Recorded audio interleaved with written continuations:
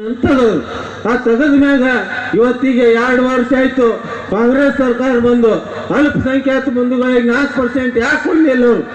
ಯಾರೇ ಬ್ಯಾಡ ಅಂದೇವ ನಾವು? ಇಲ್ಲ, ಸುಮ್ಮ ವೋಟ್ ಬ್ಯಾಂಕ್ ಸಂಬಂಧ ನಾವು OBC ಮಾಡ್ತೀವಿ, ಅಲ್ಪಸಂಖ್ಯಾತರು ನಮ್ಮವ್ರನ್ನಂತ. ಆದ್ರೆ ಅಭಿವೃದ್ಧಿ ಕಾರ್ಯಗಳು ಏನಿಲ್ಲ. ಈ ರಾಜ್ಯದಾಗ ಸಾಮಾಜಿಕ ನ್ಯಾಯ ಸಿಗ್ಬೇಕು, ಈ ರಾಜ್ಯಕ್ಕೆ ಒಳ್ಳೇದಾಗ್ಬೇಕನ್ನಂತ ವಿಚಾರ ಇಟ್ಕೊಂಡು ಹೊಂಟಂತ ಏಕೈಕ ಪಾರ್ಟಿ ಯಾವುದರ ಇದ್ರೆ ಅದು ಜಾತ್ಯತೀತ ಜನತಾದಳ ಅಂತ ನಾವು ಅಭಿಮಾನದಿಂದ ಹೇಳ್ಬೇಕಾಗತ್ತೆ ಬಂಧುಗಳೇ. ಇವತ್ತಿನ ದಿವಸ ನಮ್ಮ ನಿಖಿಲ್ ಕುಮಾರಸ್ವಾಮಿ ಅವ್ರ ಬಗ್ಗೆ ಹೇಳ್ಬೇಕಂದ್ರೆ ಪಾಪ 3 ಸತಿ ಸೋತರು. 3 ಸತಿ ಸೋತಾಗ ಕಳೆದ ಚನ್ನಪಟ್ಟಣ ಚುನಾವಣೆಯಲ್ಲಿ ನಾವು ಸಾಕಷ್ಟು ಅವ್ರ ಮನವಿಯನ್ನು ಮಾಡಿದ್ರು. ನಮ್ಗೆ ದೇವೇಗೌಡರಿಗೆ, ಕುಮಾರಣ್ಣಗ, ಎಲ್ಲ ನಾಯಕರಿಗೂ ಹೇಳ್ಕೊಂಡ್ರು ಅವ್ರು, ಬೇಡ ಇವತ್ತಿನ ಚುನಾವಣೆ ನಾವು ಸೋಲ್ತೀವಿ, ನಾನು ನಿಂದ್ರಂಗಿಲ್ಲ, ಯಾರಿಗಾರ ಕಾರ್ಯಕರ್ತರು ಕೊಡೋಣ ಅಂತ ಮಾತನ್ನ ಅವಾಗ ಕುಮಾರಸ್ವಾಮಿ ದೇವೇಗೌಡರು ಏನ್ ಹೇಳಿದ್ರು ಅಂದ್ರೆ ಅದು ಸೋಲು ಚುನಾವಣೆ ಐತಿ, ನೀನೇ ನಿಂದಿರ್ಬೇಕಂತೇಳಿ ನಿಂದಿರಿಸಿ ಅವ್ರನ್ನ ಸೋಲ್ಸಿದ್ರು ಬಂಧುಗಳೇ.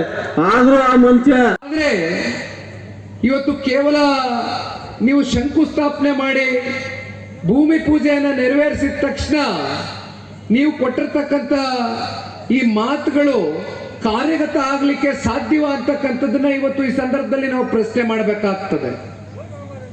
ಇದೇ ತರ ಮಲೆ ಮಹದೇಶ್ವರ ಬೆಟ್ಟಕ್ಕೆ ಸಂಪೂರ್ಣ ಸಚಿವ ಸಂಪುಟ ಕೂತು ಅಲ್ಲೂ 3,500 ಕೋಟಿಯಷ್ಟು ಅನುದಾನವನ್ನ ಜಿಲ್ಲೆಯ ಸಮಗ್ರ ಅಭಿವೃದ್ಧಿಯ ದೃಷ್ಟಿಯಿಂದ ಕೊಡ್ತೇವೆ ಅಂತಕ್ಕಂಥದ್ದ ಘೋಷಣೆ ಮಾಡಿ ಬಂದ್ರು.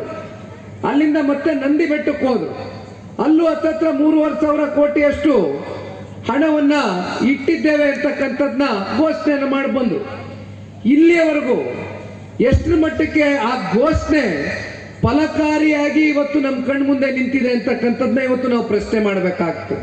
ಕರ್ನಾಟಕದ ವಿಜಯಪುರ ಜಿಲ್ಲೆಗೆ ಇವತ್ತೇನು ಬಂದು ನಿಂತಿದ್ದೇವೆ.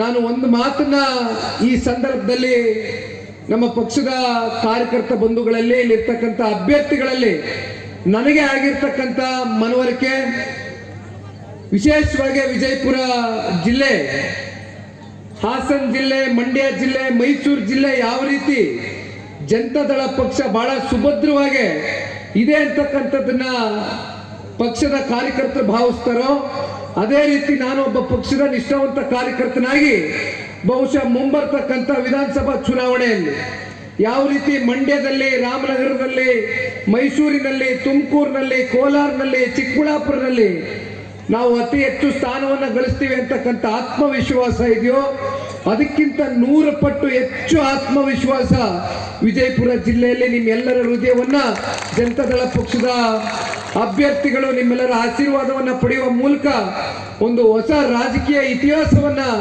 ಜಿಲ್ಲೆಯ ಜನತೆ ಜನತಾದಳ ಪಕ್ಷಕ್ಕೆ ಬೆಂಬಲವಾಗಿ ಮುಂದಿನ ಚುನಾವಣೆಗಳಲ್ಲಿ ನಿಲ್ತಕ್ಕಂಥದ್ದನ್ನ ಬಹುಶಃ ನಾನು ಅತ್ಯಂತ ನಂಬಿಕೆಯನ್ನ ಇಟ್ಕೊಂಡಿದ್ದೇನೆ.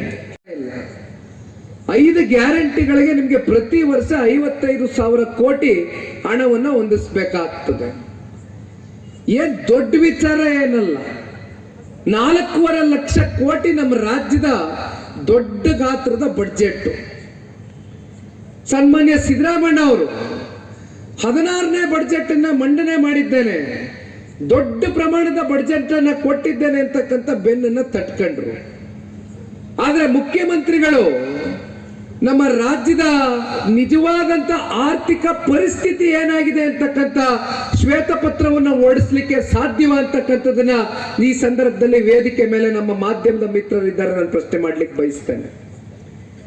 ಸುಮ್ಮನೆ 4,500 ಕೋಟಿ ನಾವು ಘೋಷಣೆ ಮಾಡಿಬಿಟ್ಟಿದ್ದೇವೆ. ಅಲ್ಲೆಲ್ಲ ಬಂದ್ರು ಶಂಕುಸ್ಥಾಪನೆ ಮಾಡಿದ್ರು, ಇಲ್ಲೆಲ್ಲ ಬಂದ್ರು ಭೂಮಿ ಪೂಜೆ ಮಾಡಿದ್ರು, ಒಂದಿನ ಬಂದ್ರು ಸಾರ್ವಜನಿಕ ವಲಯದಲ್ಲಿ ಆಯಾ ಜಿಲ್ಲೆಗಳಲ್ಲಿ ಭಾಷಣ ಮಾಡಿ ಹೊರಟರು. ಆದ್ರೆ ನಿಜಕ್ಕೂ ನಿಮ್ಮ ಆರ್ಥಿಕ ಪರಿಸ್ಥಿತಿ ಏನಿದೆ? ಕರ್ನಾಟಕ ರಾಜ್ಯವನ್ನ ಆರ್ಥಿಕ ಸುನಾಮಿ ಆಗ್ತಕ್ಕಂಥದಕ್ಕೆ ಇವತ್ತು ಪೂರಕವಾಗಿ ನಮ್ಮ ರಾಜ್ಯದ ಜನತೆ ಮೇಲೆ ಇವತ್ತು ಸಾಲವನ್ನು ಹೊರಿಸ್ತಕ್ಕಂಥ ಕೆಲಸ ಮಾಡ್ತಾ ಇದ್ದೀವಿ. ಕಾಂಗ್ರೆಸ್ ಇವತ್ತು ಈ ದೇಶದಲ್ಲಿ ಆಡಳಿತದಲ್ಲಿ ಇರ್ತಕ್ಕಂಥದ್ದು ಕೇವಲ 3 ರಾಜ್ಯದಲ್ಲಿ, ಒಂದು ಹಿಮಾಚಲ್ ಪ್ರದೇಶ, ಒಂದು ತೆಲಂಗಾಣ, ಮತ್ತೊಂದು ಕರ್ನಾಟಕ ರಾಜ್ಯ.